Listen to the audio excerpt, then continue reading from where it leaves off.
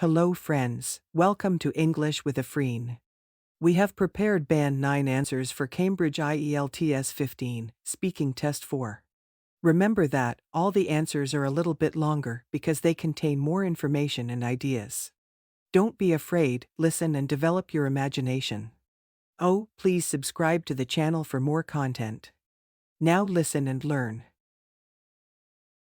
Good morning, and welcome to the speaking portion of the IELTS exam.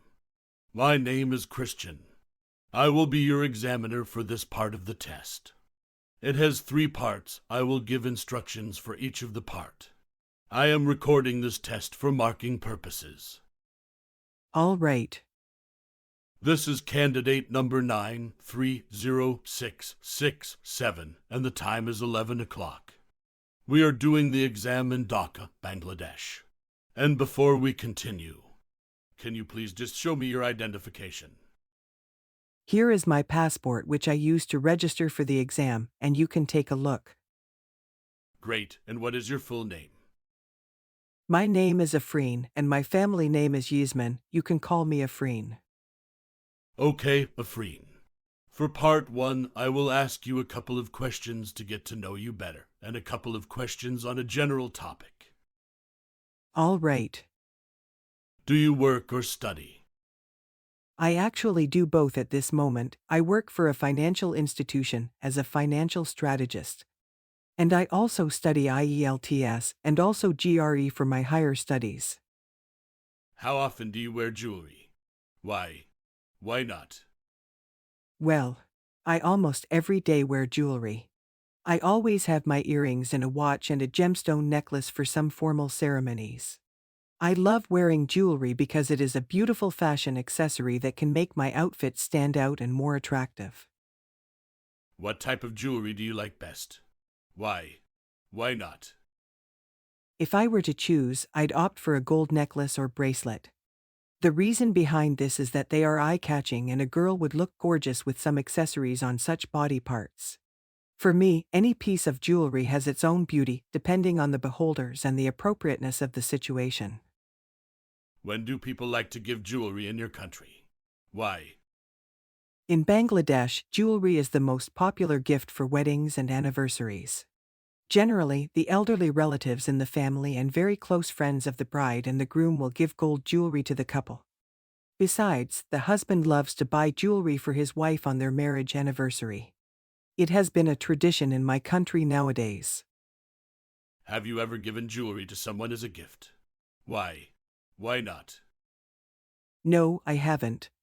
To be honest, I don't think giving jewelry as a gift is a good idea if you don't know the recipient's preferences. Instead, I usually buy chocolate boxes or some kind of luxury stationery items to gift to my friends and colleagues. Moreover, I had never had that much budget to buy a gift which is too much expensive. Okay, Afreen, at this stage of the test, I will give you a card with a topic. You will have to talk about the topic for 1 to 2 minutes. Don't worry if I stop you. You have 1 minute to think about what you are going to say. You can make some notes to help you if you wish. Here is the paper and pencil. Your 1-minute preparation starts now. Describe an interesting TV program you watched about a science topic. You should say what science topic this TV program was about.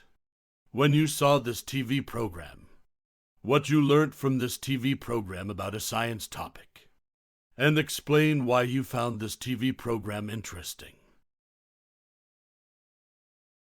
Your 1-minute preparation is up. Would you start speaking now, please? There is nothing better than watching a good TV show on science when you are in a mood to stimulate your brain and learn something new about our world. Today, I would like to talk about one such science program which aroused my thoughts rather intensely. The science TV show I am talking about is called Life After People. Anyway, I had watched several other science shows before watching this particular one about a year ago, but this one was a bit different from other programs in the sense that it was a bit scary.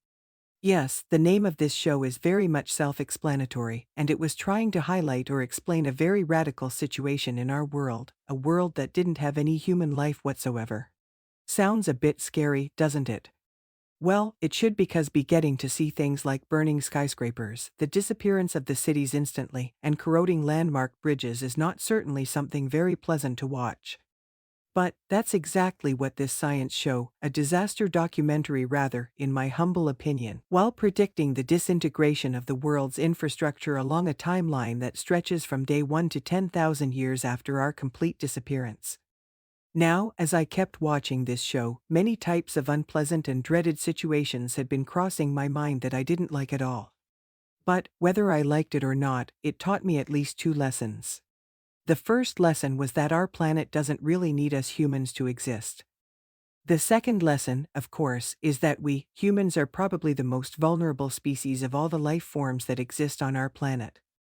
Well, this science program was really interesting to me, mainly because it was explaining a possible scenario, albeit a very frightening one, with some interesting scientific pieces of evidence, which we will not live to see.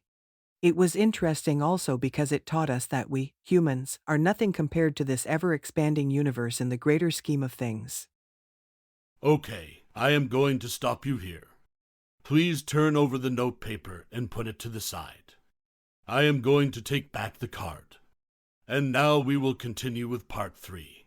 For part 3, I will ask you some questions regarding your part 2 response.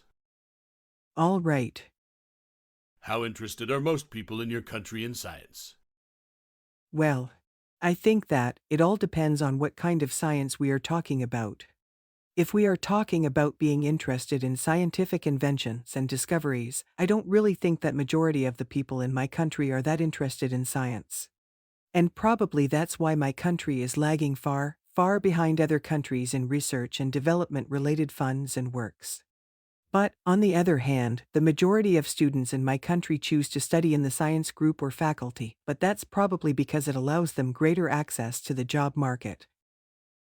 Why do you think children today might be better at science than their parents? Well, I would like to mention a couple of reasons for this thing. The first one, of course, is better access to news and information, thanks to the internet and information technology, as well as the regular use of the latest tools and technological devices. Another reason is that more advanced lessons and subjects related to science and technology are included in the school curriculum today so that the children can prepare themselves to face the challenges of the future job market. How do you suggest the public can learn more about scientific developments?